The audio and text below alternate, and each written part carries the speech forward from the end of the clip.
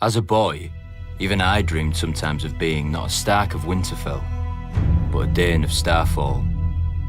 Legend has it that the Dornish founder of House Dayne followed a falling star to where it hit the ground, and there he raised his castle. A fantastic story, I know, but House Dayne has a relic to prove it. Dawn, the most famous sword in Westeros. Forged from the fallen star's cold heart and as strong and sharp as Valyrian steel. Many houses have ancestral swords passed from father to eldest son, like my own family's Ice. But Dawn doesn't pass to the Lord of House Dayne by right.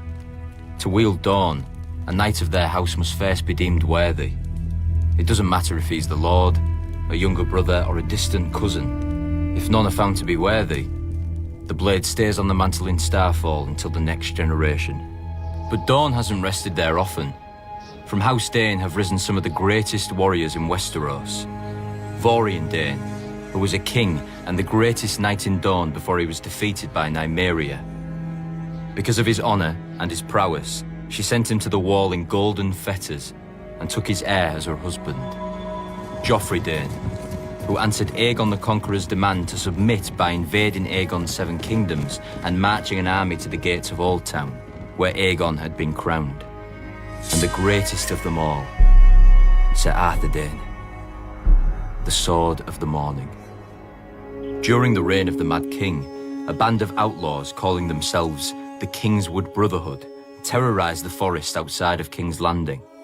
Every force sent after them either returned empty-handed or vanished into the woods, never to be seen again. The king was furious and dispatched Sir Arthur of his own Kingsguard to deal with the threat. Sir Arthur didn't put the villagers to the question or set fire to the woods to smoke out the Brotherhood, as other forces had done. He paid the small folk for the food his men ate, brought their grievances to the king, even won them the right to take a few of the king's deer during the autumn.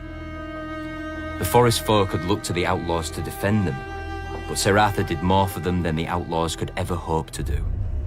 When a villager led Sir Arthur and his knights to the outlaws' secret camp, the Brotherhood, to their credit, didn't flee. One of their leaders, the Smiling Knight, was a madman. Cruelty and honour jumbled together, but he didn't know fear, not even when Sir Arthur drew Dawn before him.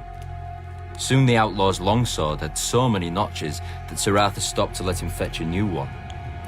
The robber knight chose another and then asked for Dawn. Sir Arthur replied, "Then you shall have it." The Smiling Knight never smiled again. The mad fool. Dawn is just a sword. Sir Arthur was the true steel.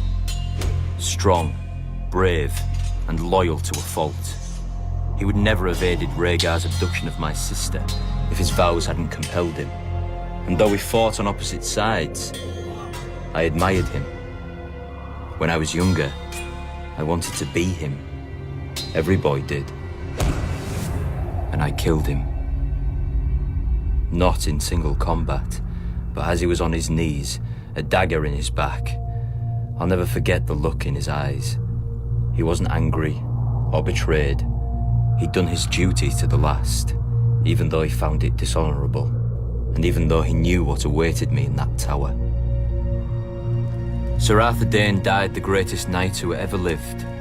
After Robert's coronation, I returned Dawn to Starfall. One day, House Dayne will raise a worthy successor to Sir Arthur. Until then, Dawn gathers dust above the fire, with the dream of every boy in Westeros.